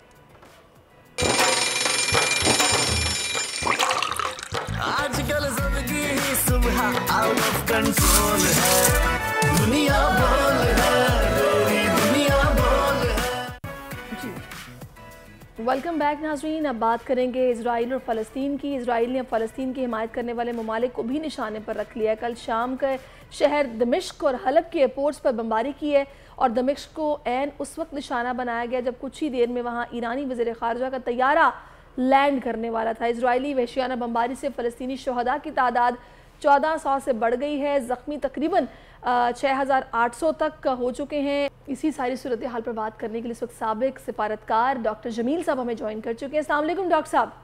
वालेकुम अस्सलाम। डॉक्टर साहब, अभी ये जो सारी सूरत हाल हमने बताई है, इस पर नाज़रीन को हमने अपडेट किया है कि अब ये जो जंग है ये आहिस्ता आहिस्ता हमें शाम और लबनान की तरफ बढ़ती दिखाई दे रही है। कितनी ख़तरनाक सूरत हाल है? जी, ये क्योंकि इजराइल को ये ज़ौम हो गया कि अमरीकी बहरी बेड़ा, डिस्ट्रॉयर, कैरियर वो पहुंच गया और अमरीकी साजो सामान से उनके C-130 भी पहुंच गए हैं वहाँ। तो और साथ में बरतानिया ने भी ऐलान कर दिया है कि उसकी नेवी भी इजराइल की मदद के लिए पहुंच रही है। तो इजराइल को क्योंकि नेटो फोर्सेस की तमाम की मदद मिलती जा रही है और बहुत तेज़ी से मिलती जा रही है, और यूके के जो वहाँ के मिनिस्टर हैं डिफेंस, उन्होंने तो ये भी कह दिया है कि अगर कोई शख्स फ़लस्तीन का झंडा बरतानिया में उड़ाएगा तो वो समझा जाएगा कि दहशतगर्दों के हिमायत में है। तो इस किस्म की अगर हुकूमतों की तरफ से, लेकिन अवाम इन डेवलप्ड कंट्रीज़ में भी एक कसीर तादाद में प्रोटेस्ट कर रही है इजराइल के इस जुल्म और सितम के बारे में। और इजराइल और उसमें हमास का हमला, उस पर मैं आता हूँ थोड़ी देर के बाद, और उसके जियो पॉलिटिकल तनाज़ुर पर भी आता हूँ। लेकिन अभी मैं ये बताता चलूँ कि दुनिया की जो नेटो की फोर्सेस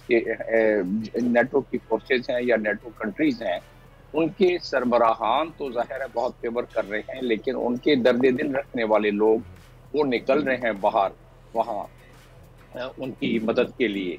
तो लिहाजा और दुनिया इस्लाम में तो लोगों के यकीनन काफ़ी हमदर्दियाँ, न सिर्फ हमदर्दियाँ बल्कि उनके दिल धड़कते हैं पाकिस्तान समेत। लेकिन बदकिस्मती ये है कि हमारा सबसे बड़ा प्लेटफॉर्म जो कि OIC का प्लेटफॉर्म है, उस पर कोई जू नहीं रेंगती।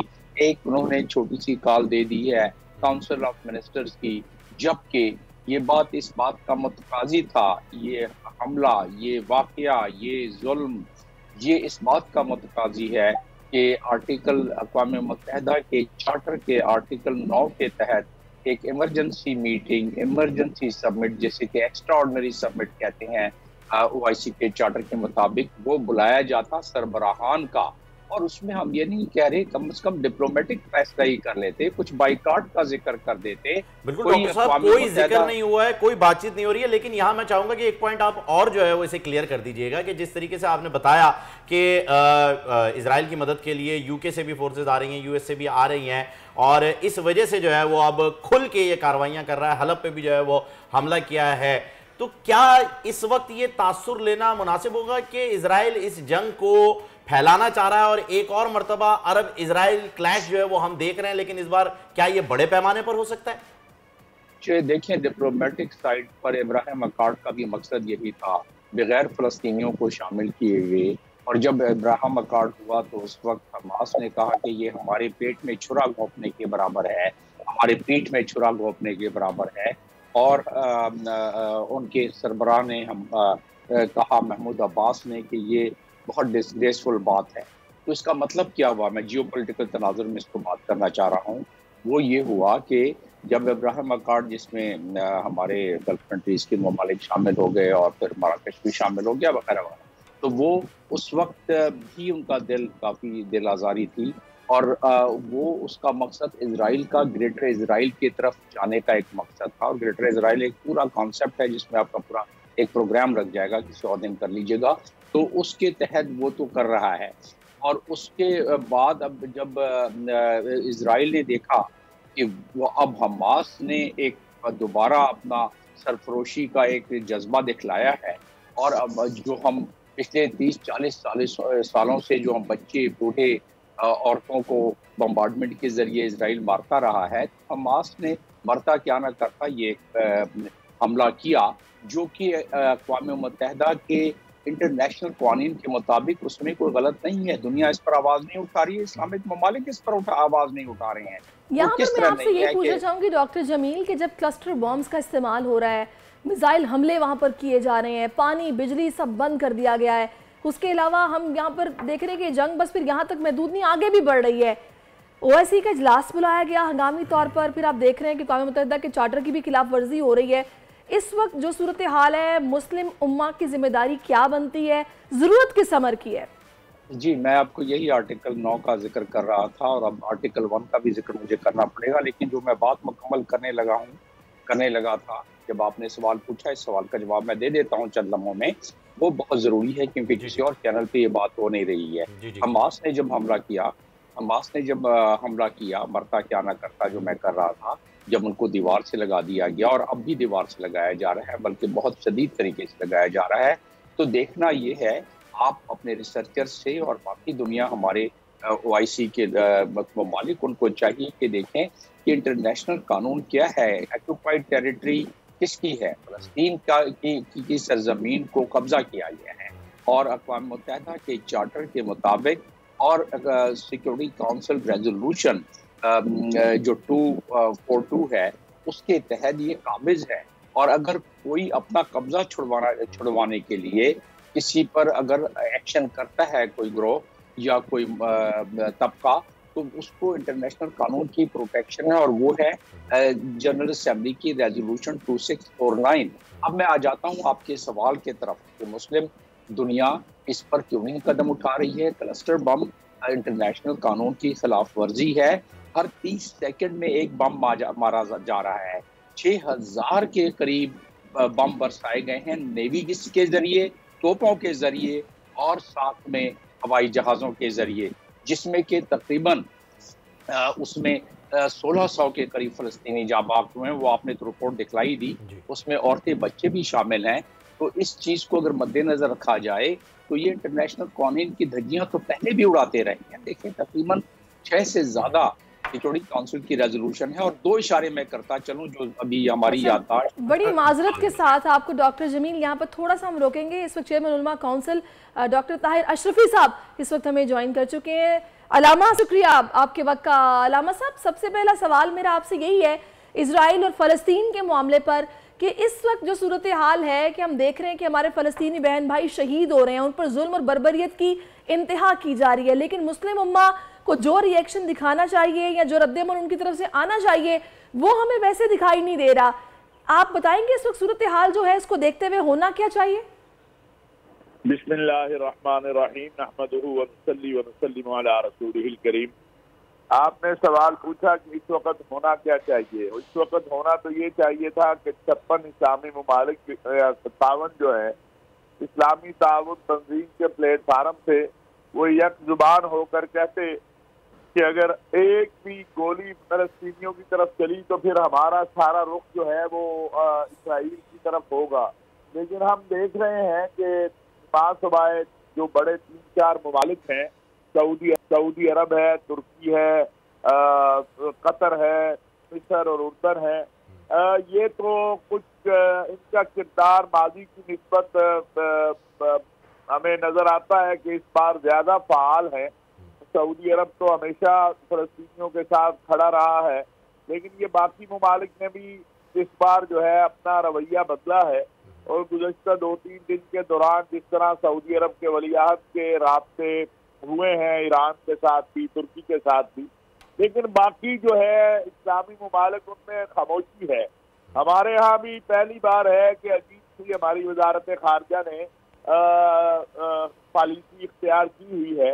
चाहिए तो ये था कि आज हमारे वजीर आजम, जब पूरी दुनिया में फलस्तीनियों के साथ यकजहती का इजहार किया जा रहा है, हमारे यहाँ से भी इसका ऐलान होता, लेकिन अफसोस के 2-3 बयानात से आगे बात नहीं बढ़ी। तो ये जंग फलस्तीनियों की जो है ये पूरी उम्मत मुस्लिमा की जंग है। ये खाली अरबों की जंग नहीं है, ये खाली फलस्तीनियों की जंग नहीं है। जिस तरह कश्मीर का मसला पूरी उम्मत का मसला है, और इस हवाले से जो यकजहती या जो अंदाज उम्मत का होना चाहिए, अफसोस के साथ कहना पड़ता है कि वो नहीं है। लेकिन आज चूंकि यौम यकजहती फलस्तीन है, तो मैं ये अर्ज करूंगा कि जब हमारे मुल्क के अंदर बिलखुसूस जब लोग यकजहती फलस्तीन के लिए निकलें, तो उनका एहतजाज इतना मुनज़्ज़म और इतना ताकतवर होना चाहिए कि उसकी सदा पूरी दुनिया में जाए।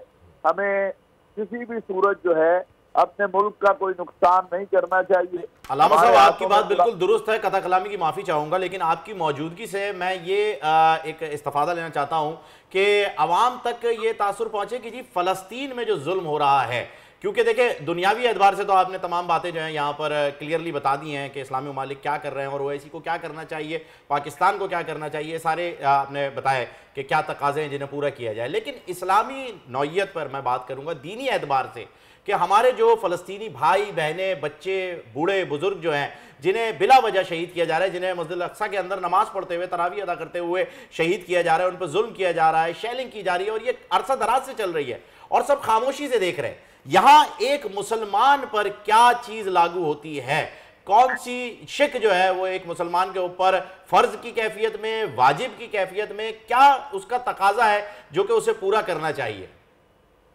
तमाम वो चीजें जो मुमकिन है कानून के दायरे में है, हर मुसलमान पर लाजिम है कि उनको करे। हम अपने मुल्कों की चूंकि हुकूमतों और रियासतों के कवानीन के पाबंद हैं, लेकिन हम उनकी मदद के लिए जो भी कर सकते हैं हमें करना चाहिए। कोई आवाज बुलंद कर सकता है, कोई मुजाहरा कर सकता है, कोई ईमेल कर सकता है, कोई माली इमदाद भेज सकता है। लेकिन माली इमदाद में मैं ये जरूर कहूँगा कि सिर्फ फलस्तीनी सफारत खाने को भेजी जाए, ये या उन इदारों को जो इदारे मकबूल हों और जिनका पता हो कि ये इदारे जो है मोतमिद हैं। जो जिस हैसियत में कर सकता है उसको करना चाहिए। रसूलुल्लाह सल्लल्लाहु अलैहि वसल्लम के इस फरमान को सामने रखना चाहिए कि मुसलमान एक जिस्म की तरह है, जिस्म के किसी भी हिस्से में तकलीफ हो तो पूरे जिस्म में तकलीफ होती है। हमें इस तसव्वुर और इस बात से बाहर आना चाहिए जो कुछ बीमार ज़हन लोग फैला रहे हैं कि जी फलस्तीनियों ने क्यों हमला किया। भाई 20 साल से वो गरीब जेल में पड़े हुए थे, आपने उनके लिए क्या किया है? ये तो उन्होंने अपनी हिम्मत से दुनिया को इसराइल की और उसके खलीफों की जो है वो नाकामी और नामुरादी दिखा दी है। पहले इसराइल कौन सा उनको कोई हलवा खिला रहा था कि आज के बाद उन्हें, पहले भी वो उनका कत्लेआम कर रहा था, अब भी कत्लेआम कर रहा है।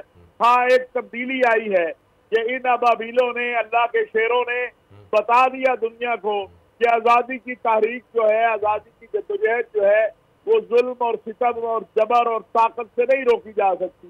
तो बजाय अगर आप उनकी तायीद नहीं कर सकते तो अपने जो बदबूदार जुमले हैं वो कह के उनके दुरुस्त फरमाया आपने अलामा साहब, बिल्कुल दुरुस्त फरमाया कि जी अगर आप कुछ भला नहीं कर सकते तो बुरा ना करें। हमारे साथ ही रहिएगा अलामा साहब। डॉक्टर जमील भी हमारे साथ हैं, वो अभी थोड़ी देर पहले ही जो है बता रहे थे कि क्यों हमास ने जो है ये हमला किया, मरता क्या ना करता जो है वो उन्होंने कहा, और बिल्कुल ऐसा ही हुआ। डॉक्टर साहब ये बताइएगा कि इस वक्त मुस्लिम उम्मा का भी सहरिश ने भी आपसे पूछा था कि कहाँ मौजूद है और उन्हें क्या करना चाहिए। ओआईसी की जानिब तो इस वक्त मेरे ख्याल में मुस्लिम उम्मा नहीं देख रही है, क्योंकि ओआईसी कोई फैसला ना कर पा रहा है, है और ना ही शायद उसके बयानिए की वो वैल्यू रह गई है जिसके तहत OIC को बनाया गया था। तो इंडिविजुअल कैपेसिटी में अलामा साहब ने बताया कि जिस नौयत की मदद की जा सकती है फ़लस्तीनियों की वो की जाए, लेकिन इस वक्त फ़लस्तीन को सिफारती ताल्लुकात की ज़रूरत है कि अपने जो जितने भी एम्बेसडर्स हैं, जितने भी सिफारती ताल्लुकात हैं, उनको खिते के अंदर जो है वो एक साथ जोड़ा जाए। आपके ख्याल में इस वक्त क्या पॉलिसी होनी चाहिए?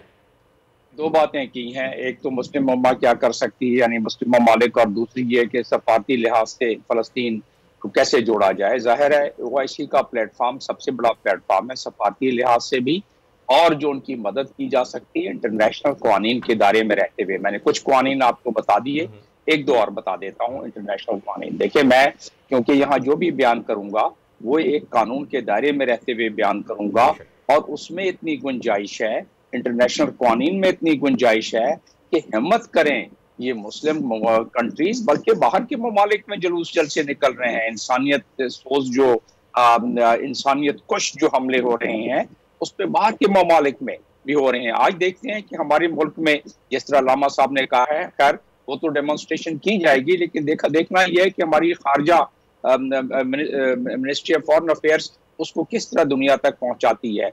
और आपने बात की कि खारजा महाज पर क्या, खारजा महाज पर हमें चाहिए कि हम तमाम मुल्कों से ट्रेडिशनल डिप्लोमेसी के तहत उनके वजारत खारजा में जहाँ जहाँ हमारे एम्बेसीज हैं जाके बताएं, ये बयान करें, ये गर्दाने के इसमें सॉरी टू इंटरप्ट यू, एक छोटी सी चीज और बता ऐड कर दीजिएगा मुझे, बस ये बता दीजिएगा। बिल्कुल आपने ठीक कहा कि सिफारती तौर पर हम भी राब्ते करें, उन्होंने कहें कि जिनके लिए कुछ किया जाए।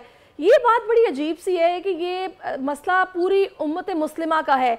हम देख रहे हैं कि इजराइल के साथ अमेरिका भी खड़ा है, इजराइल के साथ बरतानिया भी आकर खड़ा हो गया, लेकिन फ़लस्तीनियों के साथ बज़ाहिर तो स्टेटमेंट देके कहा जा रहा है कि जी ये नहीं होना चाहिए, लेकिन ना तो कोई ऐसी कोशिश हो रही है कि उन तक इमदाद पहुंचे या फिर उन तक सामान पहुंचे, या फिर इस जंग को रुकवाने के लिए वो बाकायदा तौर पर सामने आके खड़ा हो कि भाई ये क्या किया जा रहा है। इस चीज़ के हवाले से क्या राय है आपकी कि क्यों ऐसा नहीं हो रहा, कबाहत क्या है इसमें? 1.5 अरब मुसलमान सहमे हुए हैं, दबे हुए हैं, और उनके पास कानून सामने है। मैंने अभी आपको जनरल असेंबली के रेजोल्यूशन 2649 का हवाला दिया, मैंने अभी आपको हवाला दिया आर्टिकल 9 का जिसमें एक्स्ट्राऑर्डिनरी सेशन सरबराहान का बुलाया जा सकता था, और एक और हवाला सुन लें उसमें आपके जवाब मिल जाएगा, और वो है आर्टिकल 1 का जो सब सेक्शन है, सब आर्टिकल है 8, उसके तहत लिखा हुआ है OIC के चार्टर में, और लिखा क्या हुआ है कि सपोर्ट करें स्ट्रगल को, फ़लस्तीन के स्ट्रगल को, इसलिए कि इंटरनेशनल कानून भी ये कहता है। और उसके अलावा कि उनकी जो ऑक्यूपेशन है और जो अल-कुद्स और अल-शर्फ उसकी सॉवरन कंट्रोल को हासिल करने के लिए फ़लस्तीन की मदद की जाए। अब रहा सवाल कि दोबारा उस चीज़ को मैं एक लम्हे के लिए किसी और अंदाज से बता देता हूँ कि इंटरनेशनल कानून रोकता नहीं है किसी भी मुल्क को OIC के कि आप उनकी मदद ना करें। मैंने आपको भी हवाला उसका दिया, और वो मदद भी दामे दरहमे सुखने की जा सकती है, लेकिन सवाल ये पैदा होता है कि एक कलेक्टिव आवाज कुछ ना करें। अगर चलें डरे हुए हैं, सहमे हुए हैं, एक सरबराहान की मीटिंग कॉल करके जनरल असेंबली में रेजोल्यूशन पेश कर दें। 58 ममालिक जब एक साथ जनरल असेंबली में जाएंगे दुनिया की आवाज मिलेगी, सिक्योरिटी काउंसिल ठीक कहा। डॉक्टर साहब, इसमें ईरान की स्टैंडिंग आप क्या देख रहे हैं? क्योंकि बज़ाहिर तो अमेरिका खुलकर नहीं बोल रहा कि ईरान सपोर्ट कर रहा है फ़लस्तीन को, लेकिन उस तरीके से नहीं ये बात कही जा रही, बट क्या पीछे है ईरान, या फिर ईरान अगर है तो क्यों वो इस मामले पर, जो कि एक सही मामला है, संजीदा मामला है, खुलकर सामने नहीं आ रहा?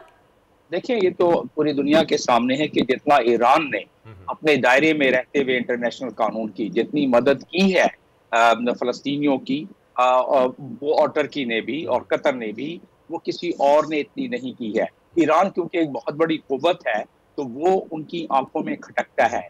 याद रखें कि मुस्लिम ममालिक की बारी 1 by 1 and turn by turn आएगी। अलामा साहब इस चीज़ की शायद तायद करें कि अगर इन्होंने कलेक्टिव आवाज़ इंटरनेशनल कानून के मुताबिक बबांगे दरा नहीं उठाई तो आज बारी फ़लस्तीन में है, कल ईरान की होगी, और हम उसके पड़ोस में हैं, नजरें हमारे ऊपर भी हैं। लिहाजा हमें अकल के नाखून तमाम को, और ये जो सरबराहान है मुख्तलिफ मुस्लिम ममालिक के, आप देखें कि अगर ये मामला बढ़ गया और ये जो हज़ारों की तादाद में मैं देख रहा हूँ शहादतें अगर जिस तरह के 4 लाख फौज उन्होंने 4.5 लाख फौज इकट्ठी कर ली है 11 मील के टुकड़े में गाजा के सामने, तो ऐसी सूरत में तो वहां एक जेनोसाइड हो जाएगा। और जेनोसाइड के बाद ये सरबराहान फिर ऑफिशियल बयान जितना भी देते रहे, लेकिन अवाम खड़ी हो जाएगी। बिल्कुल, अगर मुस्लिम उम्मा ने मिलकर यकजबान होकर ना आवाज उठाई तो जाहिर है आज इनकी बारी कल किसी और की भी हो सकती है। बिल्कुल सही निशानदेही आपने की है डॉक्टर जमील, आपका बहुत शुक्रिया। और अशरफी साहब का भी हम शुक्रिया अदा करेंगे जिन्होंने अपना कीमती वक्त हमें दिया। दुरुस्त है जी। और आज पाकिस्तान समेत दुनिया भर में कुदरती आफात से बचाव का आलमी दिन मनाया जा रहा है। इस दिन को मनाने का मकसद कुदरती आफात, नागहानी सानहात, सैलाब, जलजले, वबाई अमराज फूटने समेत दीगर ऐसे ही वाक़यात के बारे में आवाम को मुख्तलिफ अवामिल से आगाह करना है। माहिरीन के मुताबिक ज़्यादातर अमवात आवाम में आगाही के फुकदान और हुकूमती इदारों की फौरी रिलीफ ना करने के बायस होती हैं। हुकूमती सतह पर कुदरती आफात से बचाव और निपटने से मुताल्लिक आगाही फैलाने से हज़ारों कीमती जानें तो बचाई जा सकती हैं। जी सर, बिल्कुल जनाब, आपने बिल्कुल सही कहा कि बचाई जा सकती हैं कीमती जानें अगर आप ऑलरेडी इलाज से बेहतर है। बिल्कुल जनाब, ऑलरेडी प्रिपेयर होंगे तो हम बचेंगे। अगर हम सर पर पड़ने पर जनाब शोर करेंगे तो फिर तो खराबी ही होगी। अब एक ब्रेक लेते हैं, ब्रेक के बाद वापस आते हैं। Stay with us.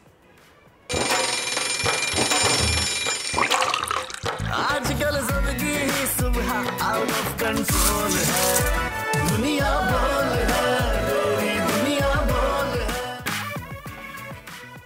Welcome back नाज़रीन, एक बार फिर आपको खुशामदीद कहते हैं। दुनिया बोल है मैं, और अब बात करते हैं महंगाई की। जी, आपकी गाड़ी ऑटोमेटिक है? जी बिल्कुल सही टाइम पे ले ली, इसका मतलब है। हाँ, बिल्कुल सही टाइम पे ले लिया। आपकी गाड़ी मैनुअल है? मेरी गाड़ी फिलहाल मैनुअल है। अच्छा, चलें ठीक है। कोई वैसे मेहरान ऑटोमेटिक आती भी नहीं है। नाज़रीन, महंगाई जो है वो बहुत ज़्यादा बढ़ गई है और एक आम पाकिस्तानी को खाने के लिए भी मोहताज बना दिया गया है। तो ऐश व आसाइश के सामान की क्या बात की जाए, लेकिन काबिल गौर पहलू ये है कि अपर मिडिल क्लास और हाई क्लास तबका भी अब अपनी आसाइशों पर कॉम्प्रोमाइज़ करने पर आ गया है। ये एक इंतहाई ख़तरनाक बात है, जो कि पाकिस्तान में जहां दीगर सनतें बुरी तरह मुतासर हुई हैं, वहीं महंगाई से मुल्क की ऑटो इंडस्ट्री में भी बहरान आया है। और आज हमने सोचा है कि इसी पर बात की जाएगी, जिसके लिए हमारे साथ ऑटोमोबाइल एक्सपर्ट सुनील सरफराज मंज मौजूद हैं, जो किसी तारुफ के मोहताज नहीं है। अस्सलाम वालेकुम sir, welcome to the show. जी वालेकुम सलाम, बहुत शुक्रिया जी। जबरदस्त। अच्छा सर, सबसे पहले तो हमें ये बताइएगा, क्योंकि गाड़ियों में इस वक्त आपकी एक्सपर्टीज इतनी जबरदस्त है कि आपके पोर्टल की बनाई हुई रिपोर्ट के ऊपर ही जो है वो गाड़ियों के डील्स हो जाती हैं। तो आप इस वक्त इस चीज को बेहतरीन बता सकते हैं कि हम ईवी पर कन्वर्ट होने के लिए तो जा रहे हैं, लेकिन ईवी अफोर्ड कैसे करेंगे? सर, ईवी पे कन्वर्ट होने के लिए अगर नारा लगाना हो, और मैंने अगर अलग अलग इलेक्शन लड़ना और मैं कहूँ कि गो ग्रीन का नारा लगा दूं, तो इट्स ओनली अ नारा। बिकॉज हमारे यहाँ जिस तरह इलेक्ट्रिक पॉलिसी को इम्प्लीमेंट किया गया है, आप देख सकते हैं कि पाकिस्तान में इलेक्ट्रिक गाड़ियों की जो टोटल पॉपुलेशन है वो 1000 या 1200 के करीब होगी, और उनमें से कोई भी ऐसी गाड़ी नहीं है जो इकोनॉमी सेक्टर की है। वो तमाम से कहते हैं ना उम्रा के टॉय हैं। और उस पॉलिसी को यूज भी ऐसे किया गया है कि अगर आपने बहुत महंगी गैसोलीन गाड़ी लेनी थी तो आपको आधे प्राइस में वो इलेक्ट्रिक मिल गई, तो आपने ले ली। और वो आधे प्राइस के बाद भी जो है ना, मतलब आप कह सकते हैं मल्टीपल ऑफ मिलियंस के अंदर वो गाड़ी है। तो आम आदमी के लिए तो इलेक्ट्रिक पॉलिसी आई नहीं है।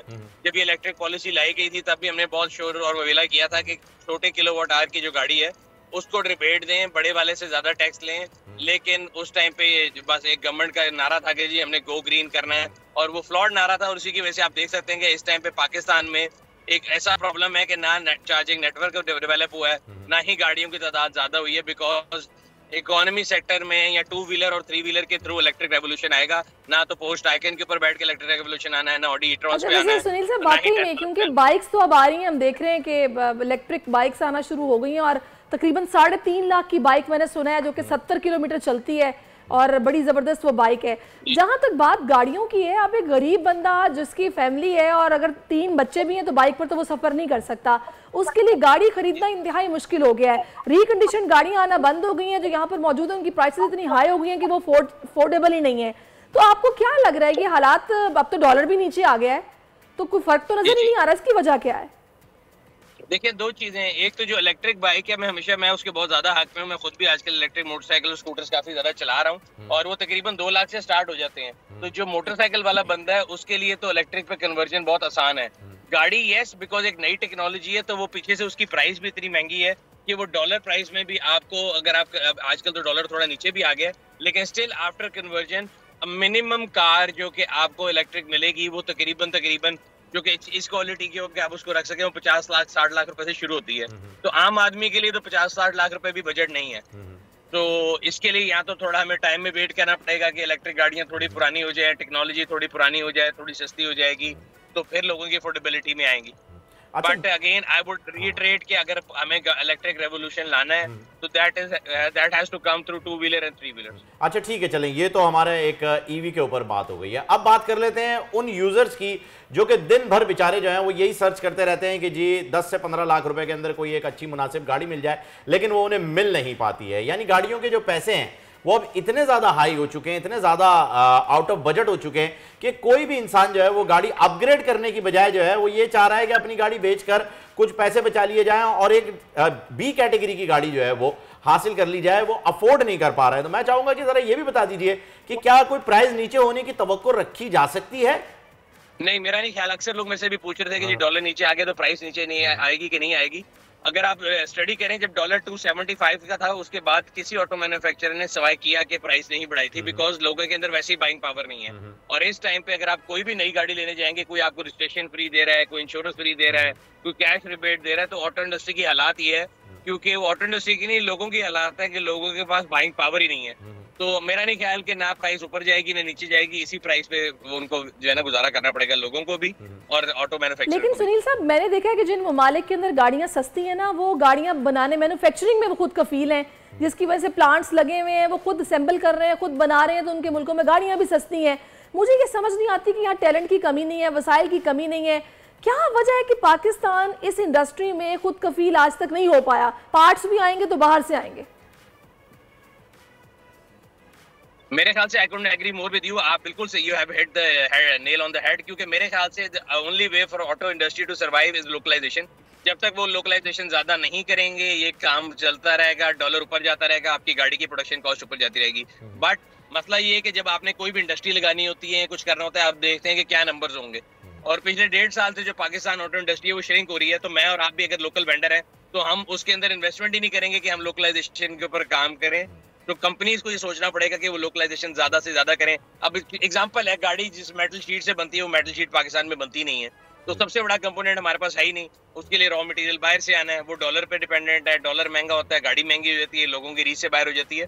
तो the auto industry has to decide कि उन्हें लोकलाइजेशन अगर ज्यादा करेंगे तभी सर्वाइव करेंगे, अदरवाइज तो ये मतलब डॉलर के रहमो करम पे रहेंगे। अच्छा, एक चीज़ और मैं आपसे जानना चाहूँगा, ये एक मेरा पर्सनल भी जो है वो सवाल है, क्योंकि इसकी डिटेल जो है वो अभी तक मिल नहीं पाई है। हम इंटरनेशनली ये देखते हैं कि जब कोई पुरानी गाड़ी जो है सुनील साहब खरीदो फरोख्त होती है उसकी, तो मिसाल के तौर पे अगर हम दुबई की बात करें तो आरटीओ उसमें इन्वॉल्व हो जाता है और वो एक इंस्पेक्शन करके आपको बताता है कि ये गाड़ी जो है वो आप अब रोड पे ला सकते हैं या नहीं ला सकते। आपने अपने पोर्टल के लिए तो ये इंस्पेक्शन रिपोर्ट का जो है वो सिलसिला शुरू किया, लेकिन क्या सरकारी सतह पर भी आपने कोई ऐसी बात रेज की, कोई ऐसी डिमांड की कि भाई इंस्पेक्शन होनी चाहिए, बगैर इंस्पेक्शन के आप गाड़ी कैसे ट्रांसफर कर देते हैं, और क्यों इतनी पुरानी गाड़ियां जो हैं वो सड़कों के ऊपर चल रही हैं?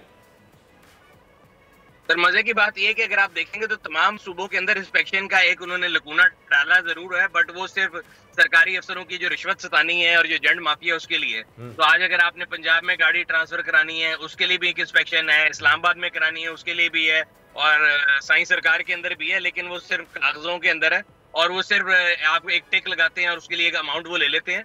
तो ये तो रिश्वत का बाजार गर्म करने के लिए उन्होंने किया हुआ है। अगर उनको इतनी रोड विजिबिलिटी और लोगों की जो है ना जिंदगियों का एहसास हो जाए तो फिर तो क्या ही बात है। इसलिए आज तक इस बारे में कोई सुनवाई हो नहीं सकी। सही। तो सुनील साहब, एक आम खरीदार को आप क्या पैगाम देंगे? मैं आम खरीदार को ये पैगाम देता हूँ कि आजकल देखें, बजाय इसके कि नई गाड़ी तो आपकी अफोर्डेबिलिटी में आनी नहीं है, और इसीलिए मैं अगर देखें, अगर if you guys follow my videos, तो मैं कोशिश ये कर रहा हूँ कि we are making lot of restoration videos, कि आप पुरानी गाड़ी लें, उसको सही कराएं और उसी को अपने अंदाजे के मुताबिक चलाएं। बिकॉज अगर आप इस ख्वाब में रहेंगे कि आम इंसान की जेब में गाड़ी आ जाए तो वो तो अफोर्डेबिलिटी में नहीं आनी। अच्छा, एक बड़ी तादाद ऐसे लोगों की भी है जो अपने पैसा फंसा के बैठे हुए हैं, जो कि गाड़ियों की सेल परचेज का काम करते हैं, जिन्होंने महंगी गाड़ियां खरीद के खड़ी तो कर ली हैं लेकिन वो उनकी बिक नहीं रही हैं। उनको आप क्या मशवरा देंगे? अब उनको मैं कहूंगा कि अच्छी बात है, देखें उनके साथ बहुत अच्छा हो रहा है, बिकॉज यही वो लोग हैं जो कि एक माफिया थे, जो लोगों से गाड़ियां ऑन पे बेचते थे, अब आज ऑफ की मार्केट है, तो there are always two sides of the coin and they are getting taste of their own medicine. I have zero sympathy and empathy for them and I think they are getting what they deserve.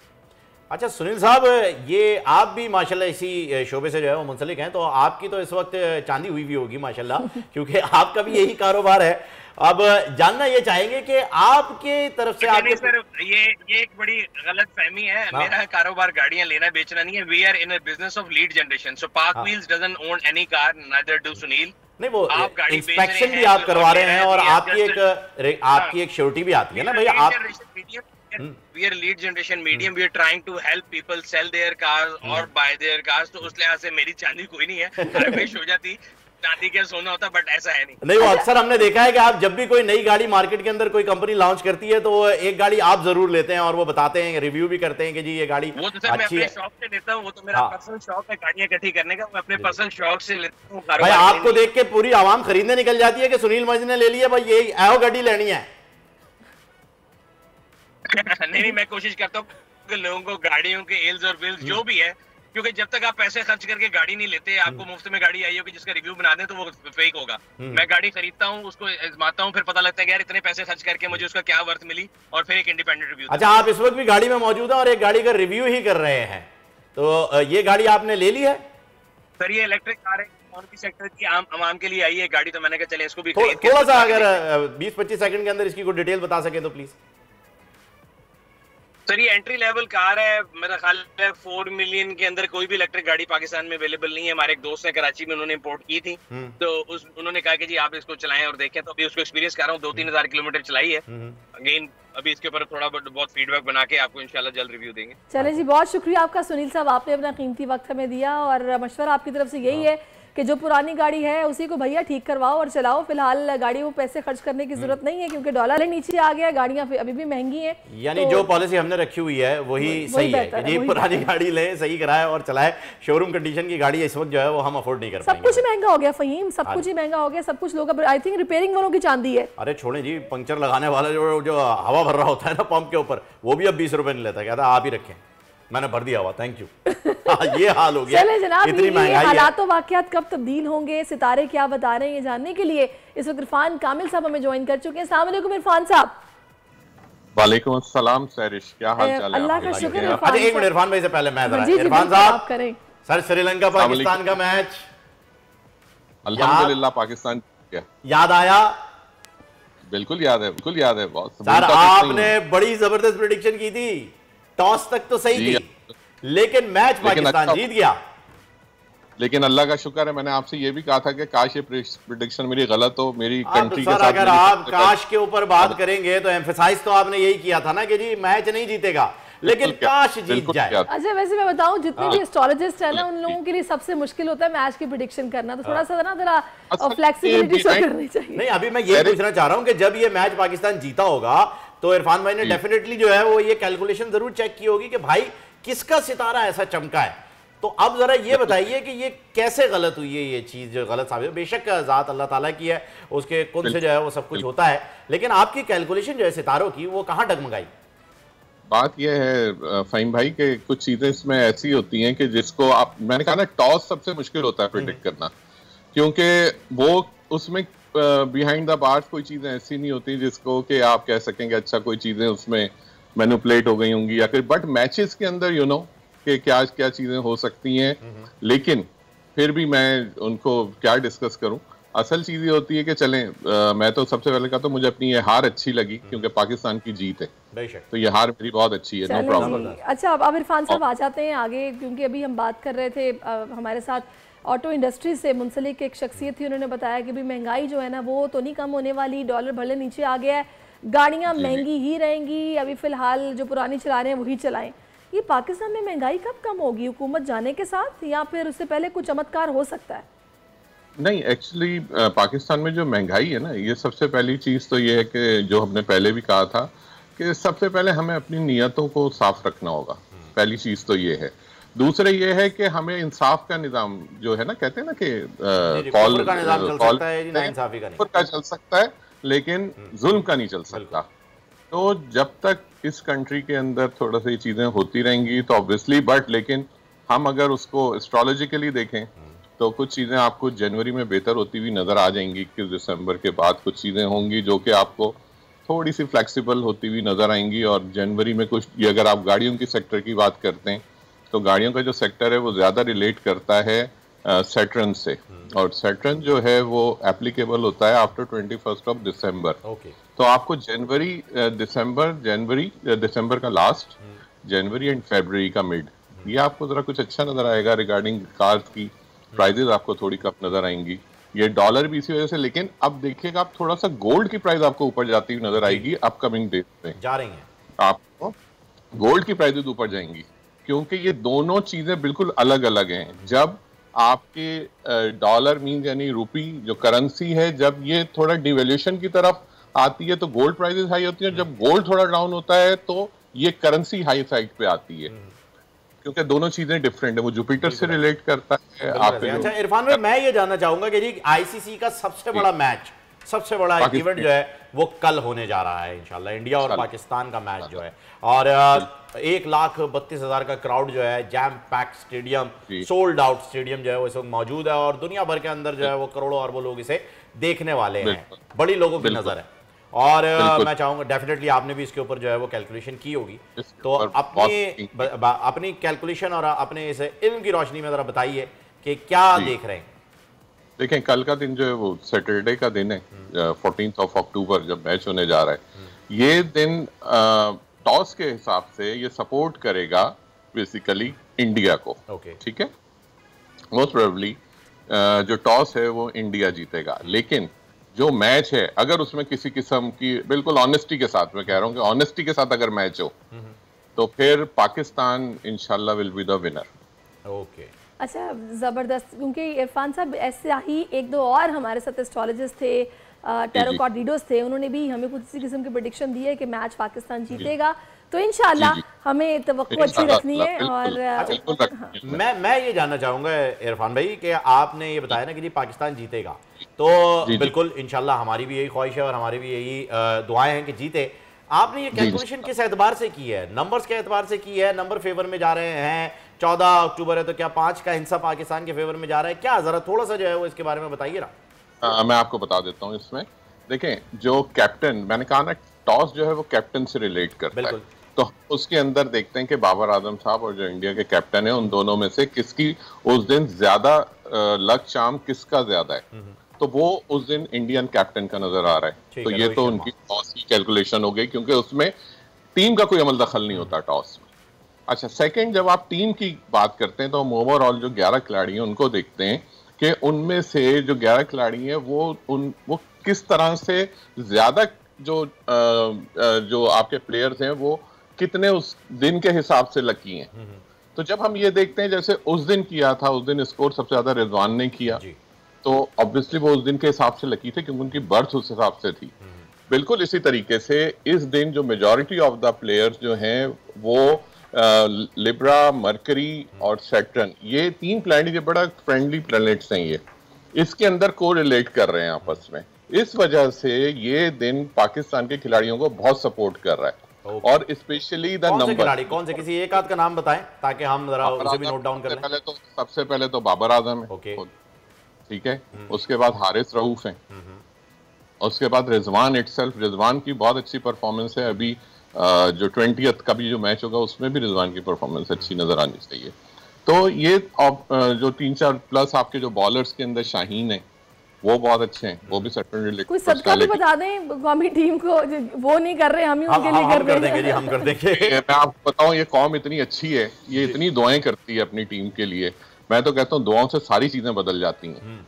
और जो जहां तक बात है, अपनी नियत को अच्छा रखें और ऑनेस्टी के साथ खेलेंगे, इंशाल्लाह ताला पाकिस्तान विनर है। इंशाल्लाह। और सर कौन तो दुआएं करती है ऑनेस्टी के साथ, लेकिन जो रिजवान करते हैं ना वो भी कमाल करते हैं और दिलों को जीत लेते हैं। वो किसी की परवाह नहीं करते, वो ये नहीं देखते क्राउड क्या है, वो ये नहीं देखते कहाँ खड़ा हूँ, क्या कर रहा हूँ, वो अल्लाह ताला का शुक्र अदा करते हैं और खुले दिल के साथ करते हैं, जिसकी वजह से उन्हें फतह नसीब होती है। हम सब लोगों को अपने अपने जो भी हम काम करते हैं उसमें इसी ऑनेस्टी के साथ करना चाहिए और इंशाल्लाह ताला अल्लाह की ज़ात उसमें हमेशा आपको कामयाबी देती है इंशाल्लाह। अच्छा, अब आखिर में जाते जाते मैं चाहूंगी थोड़ा सा इरफान साहब आप बता दें, बड़े मियाँ साहब वापस लंदन तो नहीं चले जाएंगे या पाकिस्तान ही आ रहे हैं? मुझे तो मुश्किल लग रहा है उनका भी आना यहाँ पर। अच्छा, मुश्किल लग रही है कि वो जो अभी निकले हैं उम्रा करने के लिए, उम्रा करके वापस भी जा सकते हैं। डिफिकल्ट है ये, और मैंने कहा ना दुबई से वापस जा सकते हैं। मैंने आपको बताया उनके लिए जो टाइम अगर वो आ गए तो वो बस 21 अक्टूबर है, उसके बाद शायद मुश्किल है फिर उनका आना, फिर डिफिकल्ट। हाँ, बस मुझे कुछ ऐसा सही है क्योंकि 21 अक्टूबर को सब चेंज हो जाता है ना। ये आप लिब्रा से ट्रांजिट कर जाएंगे बेसिकली, स्कॉर्पियो में बिल्कुल इंटायरली डिफरेंट हो जाती हैं सब। वेनस से आप ट्रांजिट करते हैं मार्स के अंदर, बहुत डिफिकल्ट टाइम होता है फिर वो। चलें, तो इस वजह से लगता तो ऐसा है कुछ। ठीक है जी, बहुत शुक्रिया आपका। आप हमारे साथ इरफान साहब मौजूद रहे और आपने इस हवाले से हमें बताया कि सितारों की चाल क्या। आपका शुक्रिया अदा करेंगे। वहीं मेरा ख्याल है हमें इजाजत लेनी चाहिए। बिल्कुल ऐसा ही है ईद के रोज मुलाकात करनी जो है वो एंड हो रहा है, तो आप लोग भी अपना वीकेंड जो है भी बच्चों के साथ मनाइए, घर वालों के साथ मनाइए, दोस्तों के साथ मनाइए, लेकिन इस एहतियात के साथ मनाइएगा कि पीर को वापस ऑफिस आना है। अपना बहुत ज़्यादा ख्याल रखिएगा। इंशाल्लाह मुलाकात होगी आपसे मंडे के रोज़, तब तक के लिए इजाज़त दीजिएगा। अल्लाह हाफ़िज़।